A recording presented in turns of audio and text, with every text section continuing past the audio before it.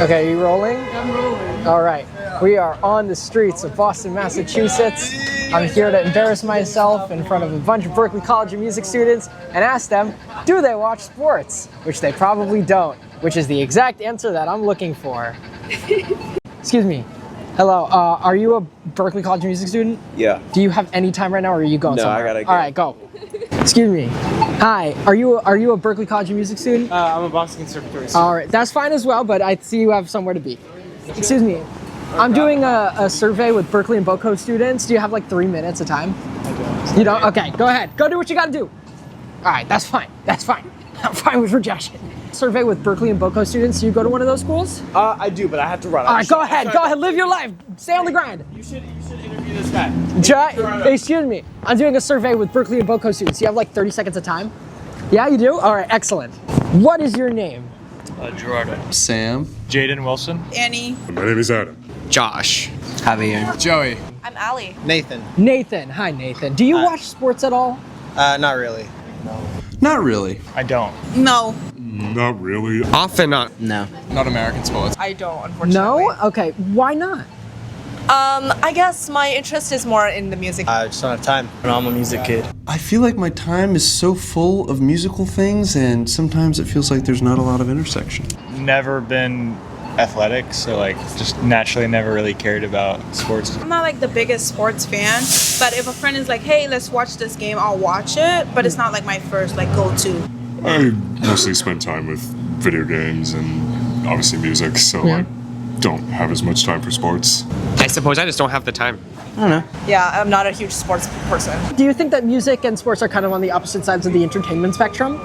I definitely feel like socially, yes. Mainly athletes tend to be more jockey and stuff like that, and Yeah. music kids tend to be more nerdy. People sometimes are kind of socialized to like pick a lane. I feel like we find ourselves either in the sports world or in the music world. I think sports are more like pre-planned than music is sometimes, especially with like improv. I mean, yes and no. One is necessarily athletic, and the other one, technically, you don't have to be. Artsy people are just not sportsy people. Musicians have only one thing that they're doing in their lives, is playing music. I honestly don't know too much about sports. No? Yeah. Yeah, just music, really? Yeah. I mean, I think music and sports are very different. I think music is something I do passively with other things like cooking, cleaning, working, but sports is like a full attention kind of thing. Sports and music, they don't really overlap. Yeah. I mean, growing up for me, like sports and music was always kind of clashing. Like I was always like recovering from sports, or like I couldn't really practice because I had so much sport to do. Yeah. But I feel like we find ourselves either in the sports world or in the music world. Artsy people are just not sportsy people. Sports and music, they don't really overlap. I mean, I think music and sports are very different.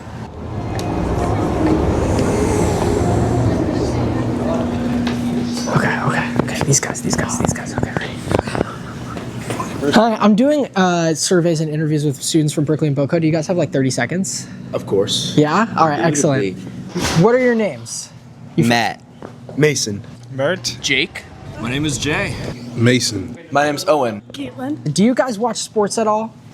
Of course. Yeah, you do? Sometimes. Yes, I do watch sports. Yes. I do. I still do. I do actually. You do? What do you think the overlap between sports and music is? I played baseball in high school, and I was also an orchestra kid, so like being an orc dork and a baseball kid, it's like both are very like similar with like work ethic and everything. Exactly. I think there's like a sense of community, like how people go to concerts and stuff and how people go to sports games. There's a similar sense of like chant of we love this band or we love this team. I mean, there's a lot of transitional music between commercial breaks and stuff like that definitely have people who write music and stuff like that. They play music at games, at like sport matches and stuff like that. If you're an athlete and you're like working out, you listen to music. So connection. With the halftime show, yeah. And I know that like, you know, like sometimes there are like performances in there, and like there's like, you know, like theme songs and like all of these things. I would say like the work you put into it correlates the same way it would with sports, with music, same life lessons and stuff. One of my friends the other day said, why do people watch sports? And he was like, oh, sports is just improv, but like people like it because it is in a similar vein to improv jazz or improv comedy or improv anything. I've even known friends here who, I knew one guy who was like an organ player for the Red Sox, you know, and I think people are finding where those worlds meet. You have to be able to push yourself and, you know, motivate somehow and get inspired, and music is a great way to inspire people. If you play soccer, national anthem. The audience participation, because at concerts, Billie Eilish, for example, has entire like sections where you have to participate in her set, and the same thing with sports. Like I know at the Red Sox game, like everyone knows shipping up to Boston, Sweet everyone Caroline, knows that. All of that. Like a lot of the audience participation is very overlapping. All right, well, thank you for your time, Jay. I really appreciate it. Yeah, no problem. Have a good one. You too. All right. We done? We're done. We're done. We're done. Woo-hoo. Yippee! All right. How do I want to tell the story of my sports journey? Well, that's a really good question because I didn't think that there would be a sports journey until pretty recently, I would say. For about as long as I could remember, I wanted to be a singer, musician more broadly, I guess you could say, but singing was really what spoke to me. In about third grade, I realized that I liked singing and that I was good at it. And that was the important part, was that I was good at it. It's what I knew I was good at. It's what I thought I was best at. And so from there, I didn't really take any deviations from that path, despite possible things speaking out to me. So I went to a music-based middle school, New Voices. I went to a music-based high school, Frank Sinatra School of the Arts. And then I went to a music-based college. I'm at Berklee College of Music now. Which, you know, you don't get scrubs in Berklee College of Music, so I must have been doing something right. That was the extent of my thought to my future. You know, kid growing up in Brooklyn, you're always putting on school plays. That was what was speaking to me. One blaze of glory. But further back than that, I became a Yankee fan. When I was about 4 or 5, my grampy introduced me to the Yankees, and I never really looked back. I remember consciously watching my first Yankee game against the Orioles in 2008, and winning the World Series in 2009 is a vague memory because I was 5. Still the last time they won the World Series. But we're not talking about that. And that kind of grew into general sports fandom. I started watching basketball, hockey, soccer, football, tennis, golf, MMA, darts, anything. Sometimes I structure my entire day around sports. Sometimes it takes over my day. Sometimes I can't get anything done because there's a sports event happening all day and I need to be sat and watching it for the entire day. You know, sports and music kind of existed parallel in my life, you know, never really intersecting, but always existing at the same time. And I think that the way that it should have been was that sports was the goal and music was the hobby. But somewhere there, the lines got crossed, and I thought that sports was my hobby.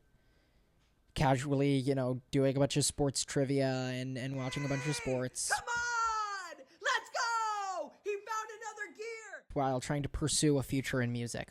And I tried to deny that switch around for a while, and it was in my 5th semester at Berklee. Took a while. I had realized that I had no motivation to pursue a future in music. I didn't want to do the promotion. I didn't want to do the gigging and the touring. I just didn't care about it enough. I knew that I was talented. I knew that I could do it if I really wanted to, but I didn't really want to. And I knew that I would lose a bunch of opportunities to people who wanted it more than me. I tried to shove this down because I've paid so much for this music education, let's put it bluntly. It was a really tough thing to fully admit to myself. It was right before Game 1 between the New York Liberty and Minnesota Lynx in the WNBA Finals. Me and my family are season ticket holders. We're talking 2024, and I knew that I couldn't miss it. But my train, my Amtrak, to come home, I was planning on coming home that day anyways. It came in well after the game started. So I ate the cost of the train and took a bus to get there early. And it was on that bus that I really sat down and was like, I'm right now neglecting my music education to go watch sports. And this should be a sign. It was a sign. And I knew it was a sign. And ever since then, I realized I want to do sports. Specifically, I want to be a sports broadcaster. I currently call games for MIT. How intense is this? 12-10. Baker to serve. He's got 4 aces. Oh! 5! Make it 5! Braden Baker, you are a superstar! 7 seconds left, stolen! Margetson has it, 5 seconds left, 3 seconds! Margetson can't get it to go! Will that count? It does! Beating the buzzer! I'm really excited to what the future holds. When I was figuring out what I wanted to do for this capstone project, I knew it had to have something to do with sports, and of course it had something to do with music, because those are the 2 things that I care most about. And I'm here at a music school and I want to talk about sports, so I decided to make a video explaining the intersection between sports and music, because there is a misconception that they have nothing to do with each other when they interact in so many different ways. And that's what this video is about. And I'm really excited to share that with you guys. Yes, this is Munich singing John Denver as one.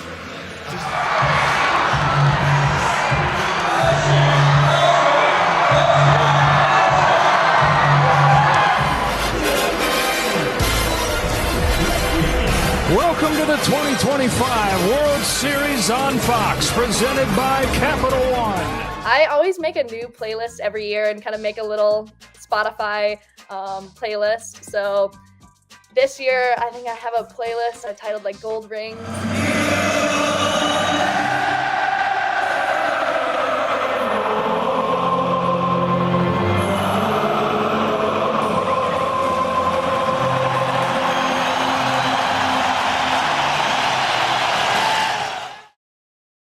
In this video, I will be dissecting 5 different points, emphasizing the broader connections that exist between the 2 subjects at hand. To start my research, I sat down with a bunch of different experts in different fields that pertained to the combination of music and sports. I would like to introduce those who were so kind as to speak to me, and whose excerpts I will be using throughout the video. There's Dr. Kostas Karageorgis, a well-known professor from England who specializes in sports and exercise psychology. I also talked to renowned sports ethnomusicologist Dr. Jordan Zales of Guelph University in Canada, and a student of ethnomusicology from Brazil, Rafael Durão Emerson, who currently attends Indiana University. I also spoke with someone specializing in writing the music we see during televised sporting events, composer John Colby. Now, if you want it quick and to the point and you just want to get it over with, let me say this. All of these people's existence and lifestyles are direct contradictions to the idea that sports and music have no place together. Talking to them and getting their perspectives was crucial to this research, and I hope that you find a connection while watching that you may never have thought of before. So without further ado, let's get into part 1. Part 1. Songs enhancing the fan experience. The night the Raptors won the championship, they put 3, 4, 5 screens outside the arena, free to the public, open, massive public festival. Raptors win, burst outside, we're running, ecstasy in the streets, people are running wild, fireworks going off, smoke machine, started from the bottom, Drake's on a stage in front of everyone, like, yeah, like it was crazy. Police literally let just whatever happened. It was pandemonium. I'm with tens and tens of thousands of people. And at this point, the crowd is so big and there's so many people moving. I'm realizing I'm kind of like stuck under a bridge. There are now fireworks going off under this bridge. There's smoke everywhere. I just had this survival instinct, like I am stuck in a mob of strangers. It sounds like gunshots going off all around you because it's fireworks. People are banging, stop signs, and I can't move forward, backward, left or right. I'm absolutely stuck in place. This is like dangerous. We're sitting ducks. The world is crazy. We're celebrating in public. And it's now like, I will say, it was like a little bit terrifying. Out of nowhere, somebody just starts singing the Seven Nation Army thing. They just start like, oh, and a choir emerged.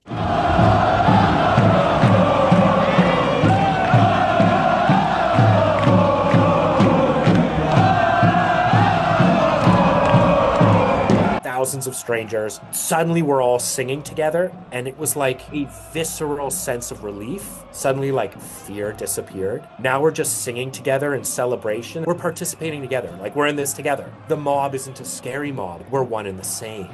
And it was this wildly impactful, resounding spirit of community singing that just emerged and then like was gone. But that minute was enough to like pop the tension. It's like profoundly impactful on the power of group singing, collective singing together, like with complete strangers, and how it altered the mood.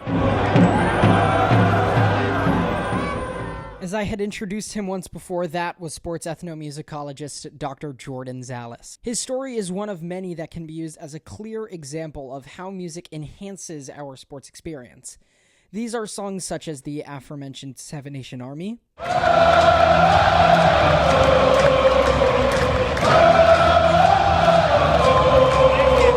Shipping Up to Boston,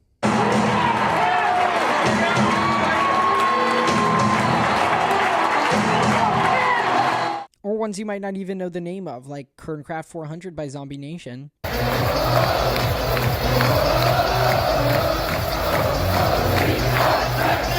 Or Darude Sandstorm.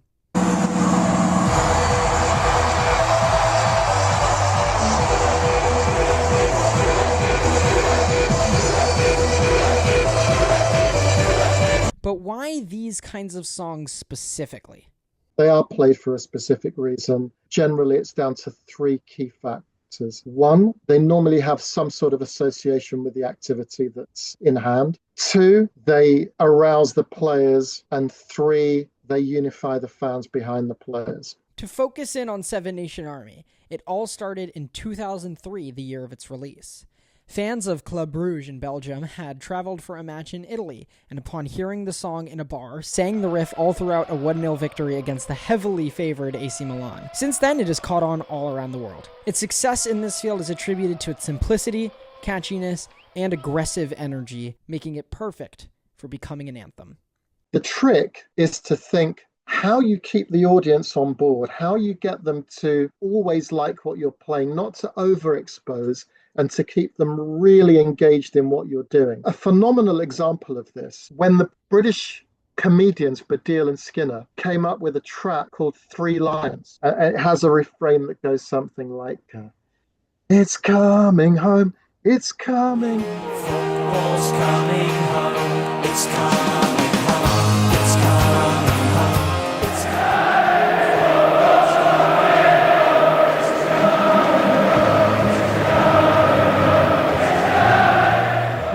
it's coming home. It is such a vivid and beautiful example to show how a piece of music can be intertwined with a given athletic endeavor, can be exposed to the fan base associated with that particular sport, so that it drives them into a frenzy. And a good stadium DJ or announcer will know how to do just that and to unite the crowd behind the team. Music, again, has the unique ability to do that. It's a hugely cohesive force when it's used correctly.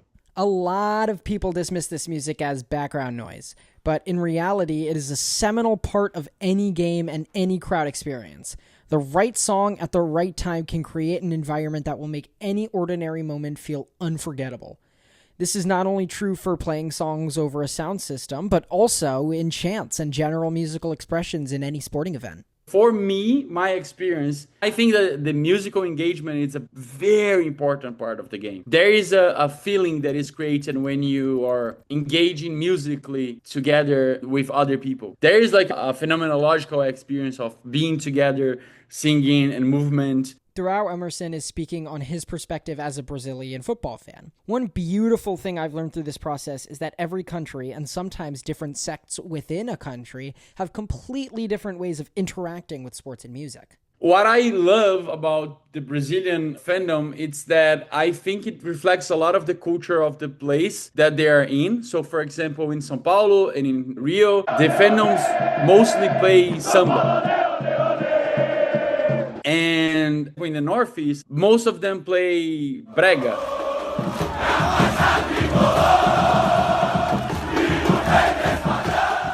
So the musical culture of the place plays a huge part in the way that the fandom are playing their songs. In Brazil, music plays during games, and each team uses different genres based on where they are. It's not just genres, though. The further apart you go, the more different fans' relation to music is. If you go to European matches, organized or improvised chants will break out spontaneously.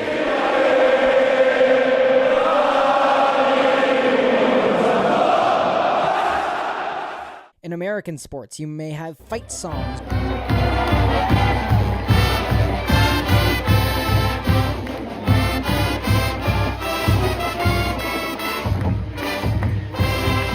African fans will dance non-stop.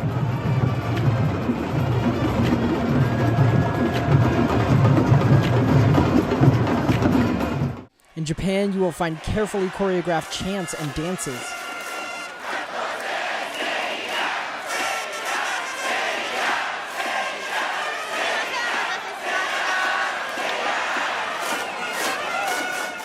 And in any international competition, that national anthem just means more.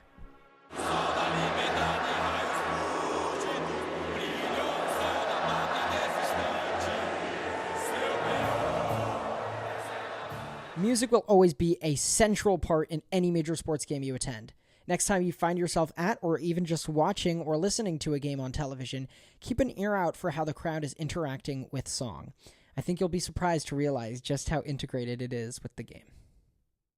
Part 2. Athletes and musicians. Quite apparent that there's an enduring relationship between music and sport. They're both expressive culture that you play and you practice and you perform. You wear costumes and have rehearsals. If you think about it as like a theater company, or if you think of it more as just kind of like a musical theatrical spectacle, it starts to make a lot more sense. One major split I found in the psyche of people who believe in the separation of sports and music was the clique culture that we found in our early years. There are those stereotypes you may get from those high school movies, the jocks, the geeks, the nerds. This social difference has made us believe that the people involved in each realm are significantly different. In reality, there are plenty of athletes who love music and plenty of musicians who love sports. It goes far beyond just that, of course. In the work that I've done with various teams, it's often the case that these teams are characterized by a diversity in terms of culture, background, and musical predilections. Coming up with a one-size-fits-all strategy is extremely difficult. So if you have a team that is characterized by different cultures, plumping for either one or the other can cause disharmony, breakups, arguments. Through Dr. Karageorgis's decades of research, he has found that music can even impact a team's performance and chemistry. He told me about how important music is in a locker room and how the selection of that music is vital in a team's relationship with one another.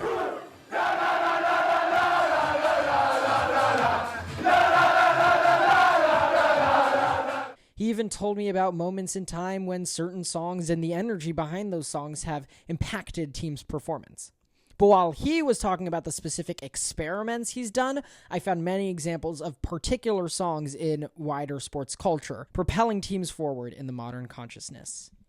It was all happenstance. While some players on the 2019 St. Louis Blues were in a bar, some random patron kept telling the DJ to play Gloria by Laura Branigan.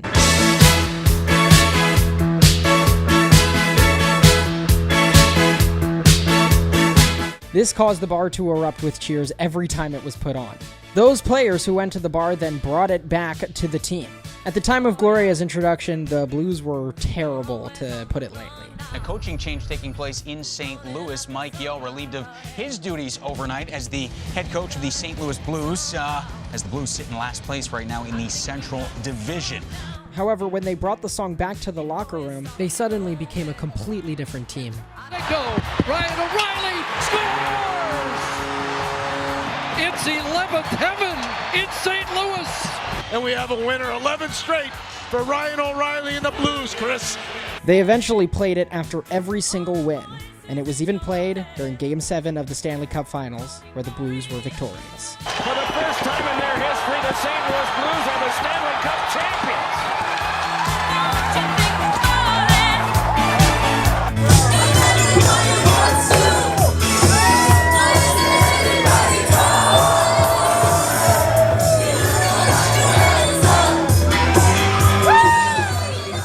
Going back in time and changing sports, 40 years before our previous story, the 1979 Pittsburgh Pirates won the World Series off the back of an inspirational run led by We Are Family by Sister Sledge. At first, it didn't look like the 1979 season was going to work out too well for the Bucks, but everything seemed to change one night in June.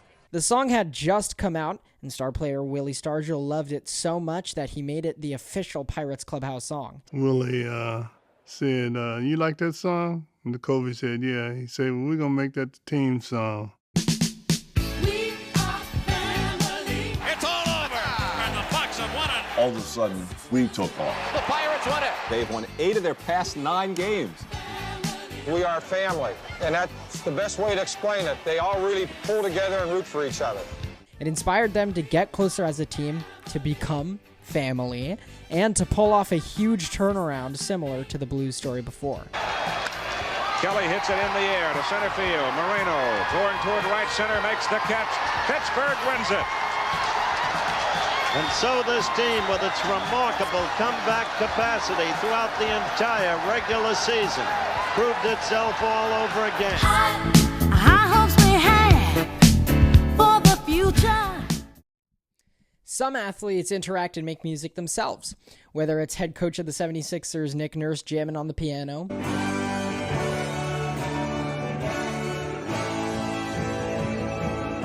Damian Lillard pursuing a rap career as Dame Dollar. Trust me, I'ma grind out. Bless me with a man's will. I'ma make it happen. I don't need an even playing field. Oakland in my bones. Disposition Danville. The ghost of my dad passed. I should've went to Stansfield. I'm wreaking havoc. And Jordan Mailata breaking out the pipes. She's a class. She's a style, yeah. She can make a man fall into now. And even the infamous Super Bowl Shuffle and Get Mesmerized eras in the 80s. Well, they call me sweetness, and I like to dance. Get mesmerized, get mesmerized. Get mesmerized, get mesmerized. There's also famous musicians who are well-noted sports fans. These are people like Eddie Vedder with the Cubs. John Fogerty loved baseball so much he made a whole song about it.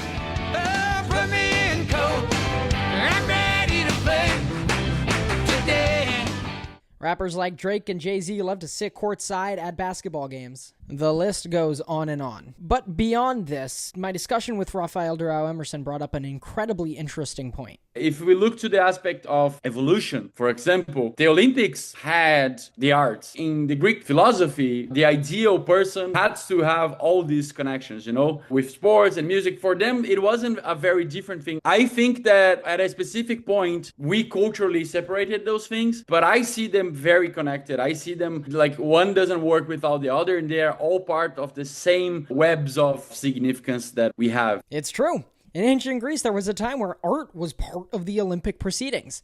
They were called the Pythian Games, focusing on disciplines such as painting and dance.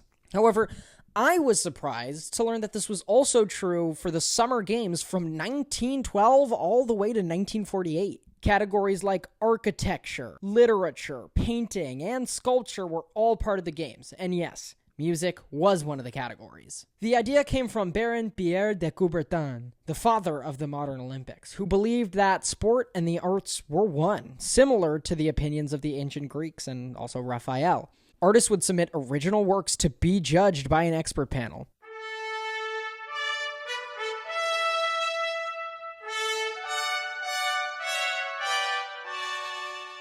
The greatest showing of athletics in the world, when all the countries come together, had art in it. Are athletes and musicians even different at all? Both musicians and athletes are defined by years of disciplined practice and the pursuit of excellence. If there's one thing to take away from this segment, it's the realization of two things. One, to play and perform live music in particular, you have to be athletic. Lord knows, as a performer, I've had my run-ins with stamina and strength issues. On the flip side, you have to be creative to be a successful athlete. In extreme cases, look at the craftiness of the dribbling of people like Kyrie Irving. Oh my goodness, and Kyrie, what a handle. Too good. Lionel Messi. Here he is again. That's astonishing. And Connor McDavid. Connor McDavid will dust it off. A pirouette, a shot. He scores! What a goal! The sequencing of baseball pitching is like putting together a melody. The trick play in football is improvisation. Again, they blitz, they swing it out, and this time done on a play similar. Oh! And then he laterals it back to King. And King, are you kidding me? Is going to get the first down and get it to the 50-yard line. What a heads-up play by Warwick Dunn as Kevin Carter's pulling him down. Look at this improv. Talk about being on stage, Dennis. There are so many of these comparisons, I could just go on and on forever. In the end, the stripping of these events from the Olympics due to disagreements about amateurism and professionalism helped breed the divide between these two that we can see today. Part 3. Songs written particularly for sports. While we don't know the origin of the first ever sports TV theme song, it's inarguable that they have become not just the norm, but a necessity in any major televising broadcast. Ever heard this before?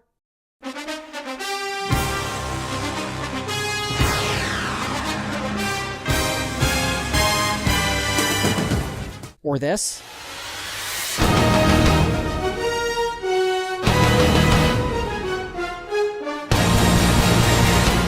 How about this one?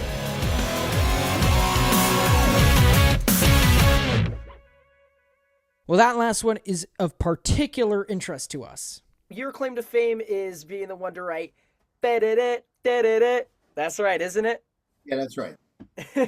It's up to people like John Colby, our featured composer, to come up with the theme to pump us up and set the mood. The job of the composer in this context is to be deeply aware of the intensity of sports and the emotion that you want to inflict on your audience. The thing with music and sports is that it's an emotional experience. In terms of TV and presenting sports, music is the most direct pathway to emotion. With sports music, my role was always, I'm writing a theme of the show that's going to identify the show that a listener is going to listen to, hear while they're in the other room, and that piece of music is going to be compelling enough to want to come in and listen to what's going on. When you're writing a TV theme, I'm writing everybody's favorite song. The televisers are always leaning on music for impact, the visceral act of moving your body in terms of a competitive way, no matter what that is, the feeling of it, knowing your body, you're aware of it because it's absolutely necessary to have that sort of awareness. Both of these endeavors are emotional, but there are people who do not live that way. John knows this, and it's his job to not only add to the spectacle for sports diehards,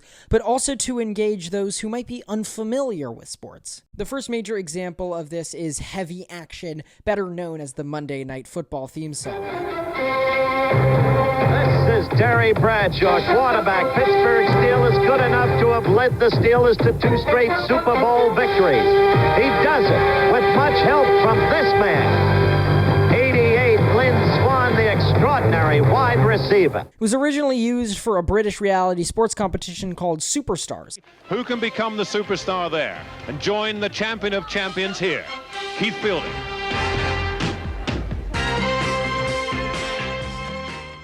However, it was too hard to deny its perfection for a flashy yet intense sport like American football, and it was adopted into its current role by 1975.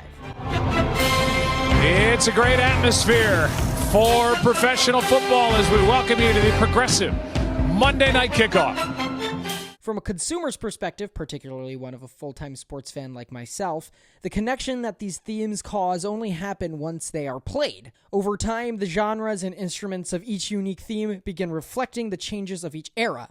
If you hear a particular theme song, a vivid memory of some specific moment or player or year in sports will immediately come to mind. They help ground us in what we're watching or have watched and remind us of what made it so great. Sometimes these themes stay timeless and are used endlessly. Sports theme songs are so important to the overall fan experience, and I don't have the time necessary to fully delve into them. You can't talk about sports and music and leave this specific topic out, but we'll have to move on for now. Part 4. The science. Pieces of music can light the brain up like a Christmas tree. It's not just the auditory cortex. Both hemispheres of the brain are influenced by music, and there are specific areas of the brain, such as the amygdala, which are particularly responsive in terms of the emotional influence of music. The other one in terms of emotionality is the cerebellum. It seems that using music inhibits the connectivity between central and frontal parts of the brain. Thus, it reduces exercise consciousness, it lowers perceived exertion, and makes the exercise experience more pleasurable. Dr. Karageorgis introduced me to the very intriguing concept of how you can use music medically, but particularly in a sporting environment. You've heard from the good doctor already in this video, but diving into the specific science that he studies was always a goal for me during this process. It was a connection that I hadn't really made until I discovered his work, but when that option opened up to me, I knew I had to pounce on research and an interview. The key similarities across these two groups are that they have to perform to a high level at a particular point in time. In any domain of human achievement where that's required, there is the problem of anxiety, negative thoughts, cognitions that are not task specific that can interfere with performance.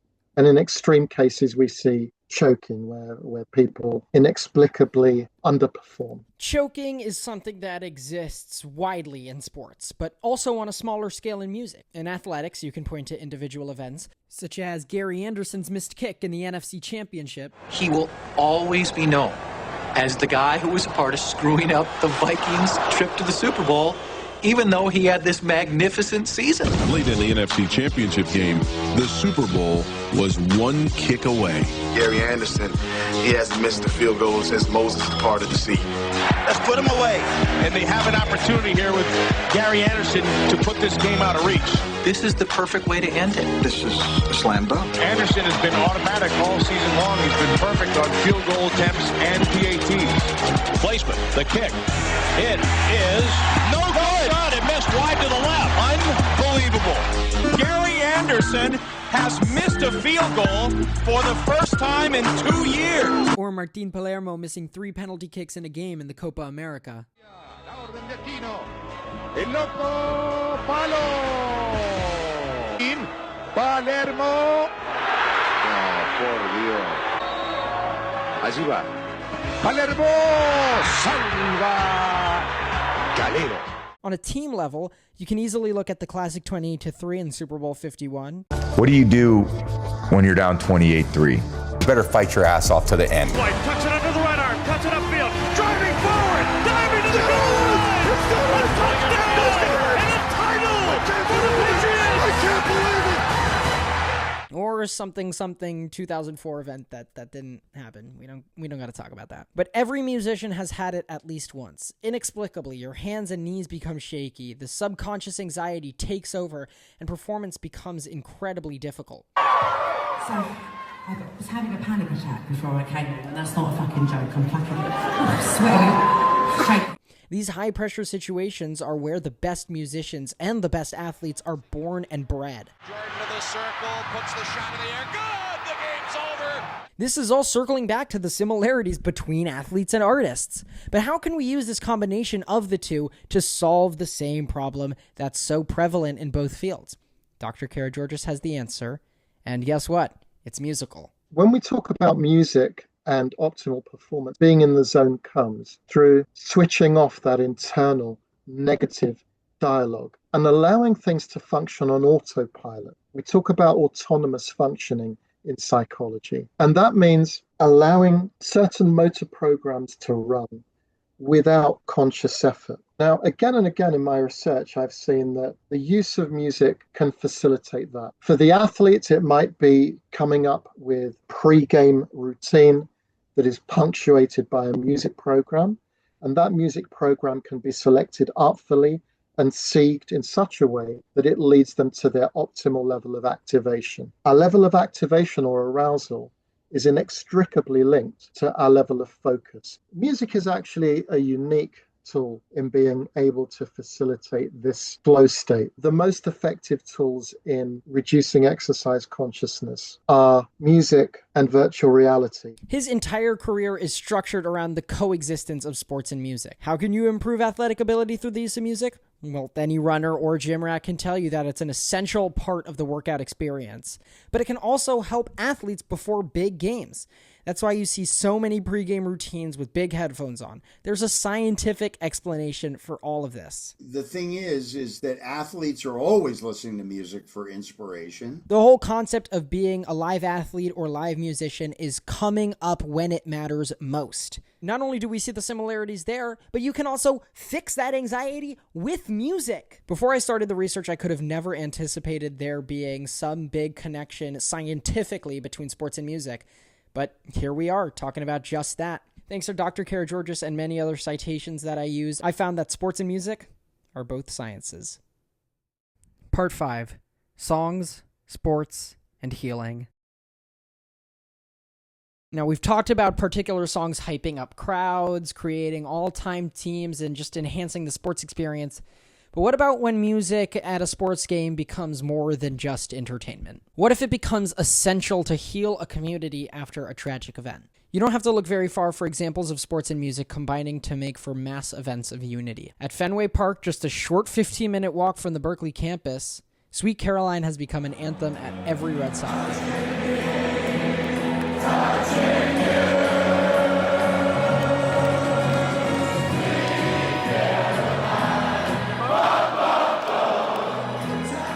It all started in 1997 when Amy Toby, an employee in charge of music for the public address system, decided to play it in honor of a friend who had just had a baby named Caroline. After superstition overtook Toby, it became a fixture of each and every game, and by 2002, Executive Vice President Dr. Charles Steinberg had declared it an integral part of the Fenway experience. Anyone who's attended a game at Fenway can tell you that the playing of the song is one of the highlights of the night, and you will never feel closer to the random fan sitting next to you than when that song is playing. But never was this more true than after the Boston Marathon bombings in 2013. In April 2013, the Boston Marathon bombing silenced the sounds of baseball at Fenway. The city was hurting, and they needed a crutch to lean on. 5 days later, the Sox and their fans were back. The next game at Fenway was sold out and completely packed. People were gathering in order to help heal. The Boston Red Sox were there, the icons of the Commonwealth coming together and representing a larger movement. This is our city. And nobody gonna dictate our freedom.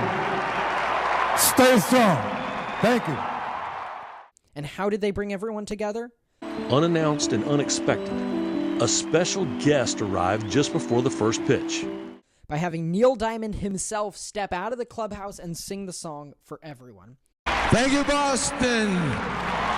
He had taken a flight from LA early in the morning and simply had to be there. From this, Neil Diamond said, "It was a very powerful moment with the audience joining in as one. There was a feeling of relief, unity, strength, and love. I saw people in tears, people hugging. It was a moment that I will never forget."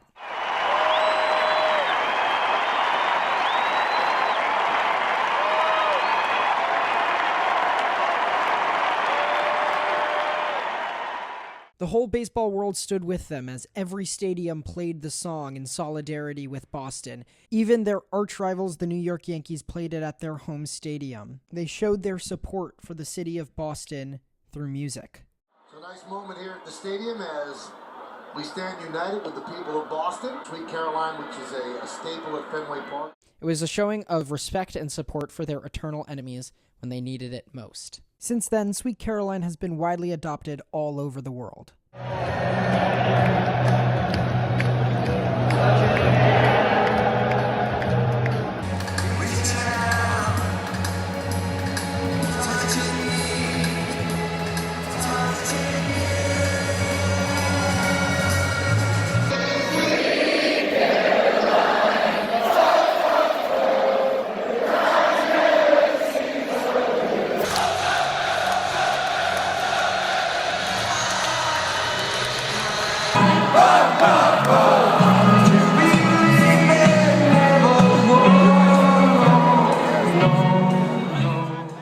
ever since they introduced it at Fenway, things have felt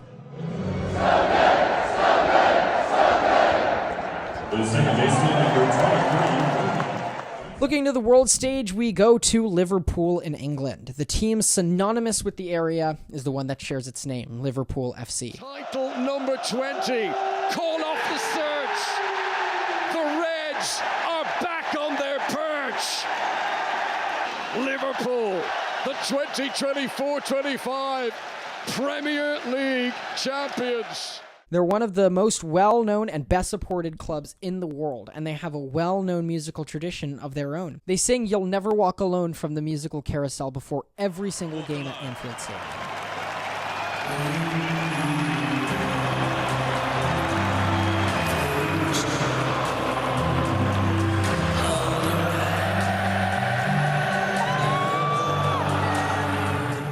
When the cover by Jerry and the Pacemakers was on the charts, it seemed to gel with the crowd like no other song. It started to be demanded at every game by fans, and eventually it was an annual affair.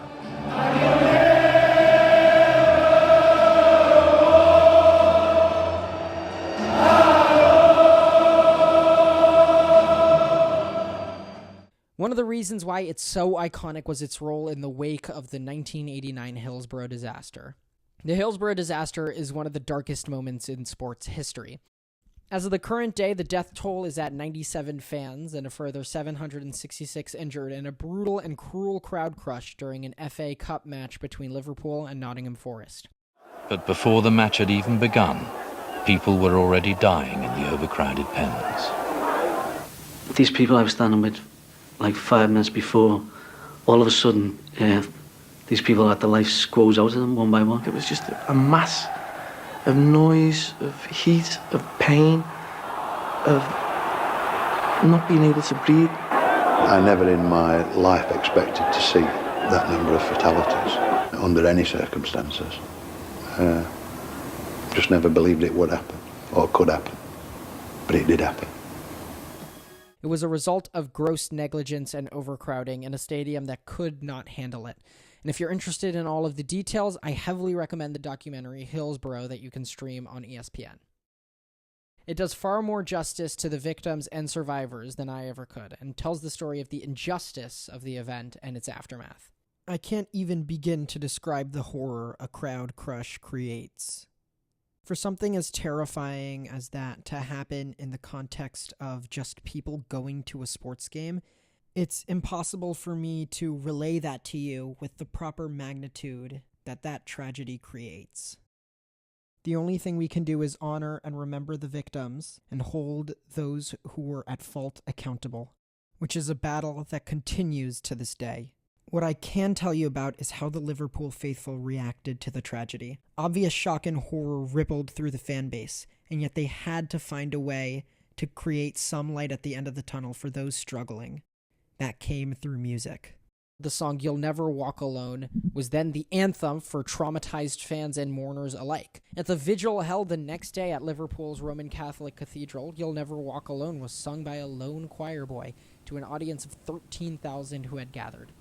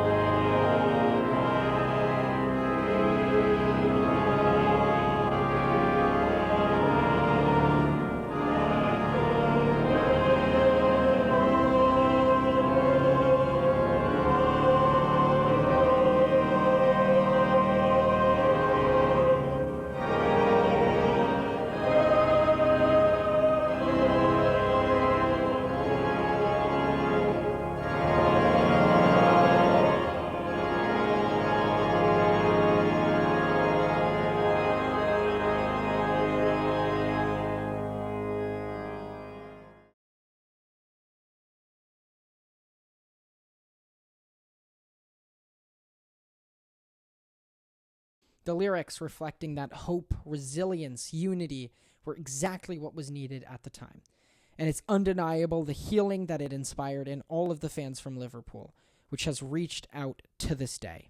It was used earlier this year in memoriam after the sudden passing of a Liverpool player, Diogo Jota, in a lethal car crash.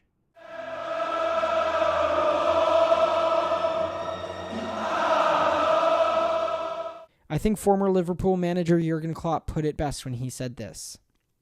With all the difficulties this club went through and the people went through and all the things that happened, the song is a little bit like a prayer.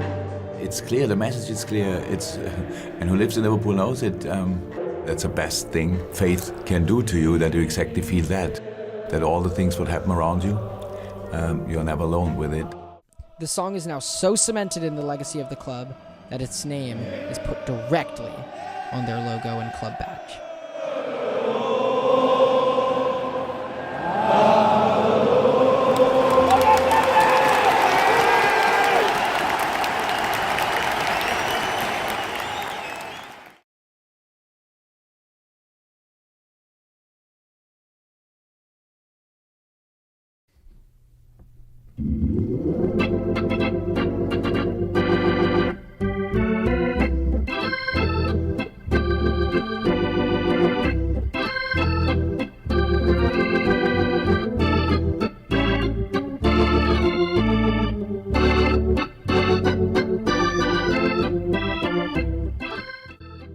Time to show all the hats that I didn't get to use in the video.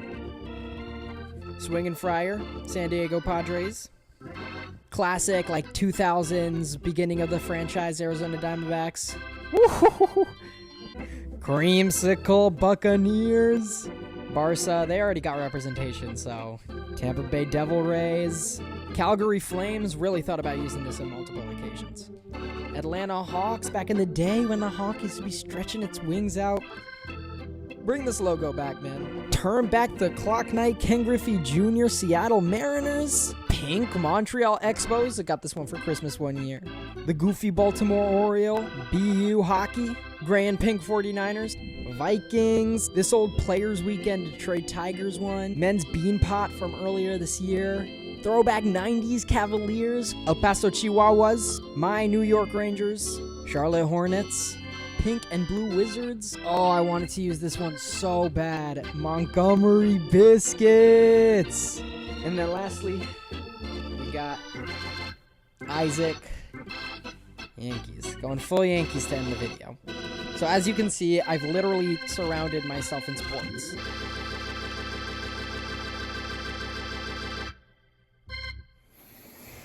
Alright, I'm taking you guys on a journey. Because I can show you all the clips in the world. And I can show you all the examples from other people. But there's nothing like going in person, doing your own journalism, and staking your life on it. Because I'm going to be wearing this to Fenway Park and going by myself just for you guys.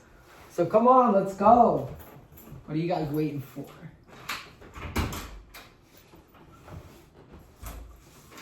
I said come on.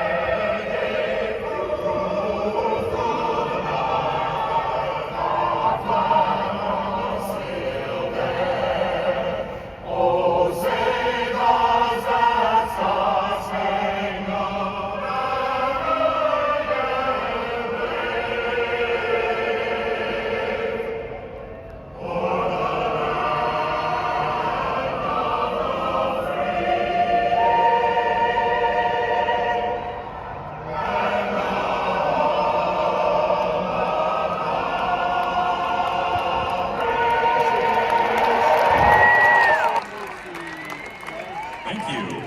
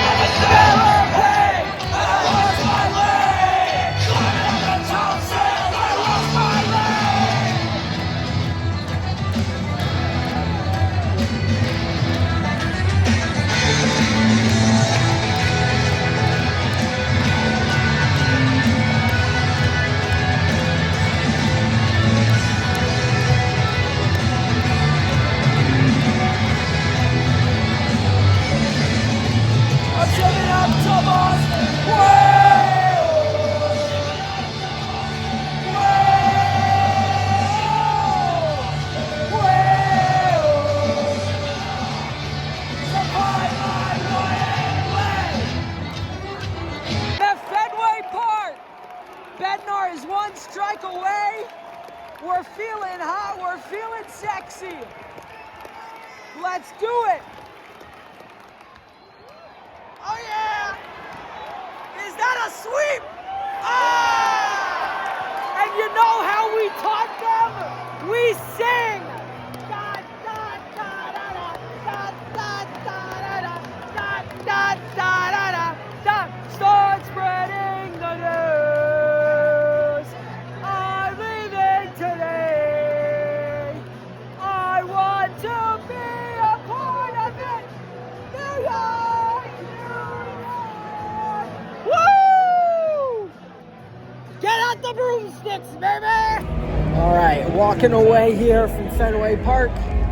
What's the takeaway? What is the thing that I want you guys to all go home from watching this video thinking? Well, one thing that you should have learned through watching all of this video, which thank you so much for sticking through it, sports and music are not just related. They don't just happen to have connections. They're inseparable. There will never be sports without music. Every single event you go to will have some form of music, especially something as big and beautiful as Fenway Park. It is one of the great pillars of American entertainment, of entertainment around the world. What are the two things that fill up stadiums this big? Sports and music. Take it in. It's a beautiful day. Yankees won, so I'm feeling especially good.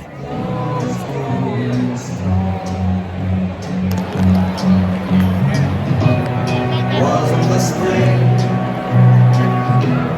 and spring became the summer. Who would believe you'd come along? Hey,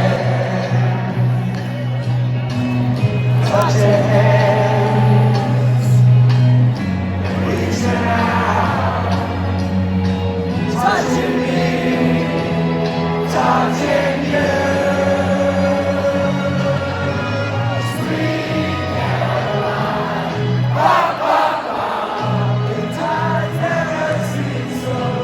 So good, so good.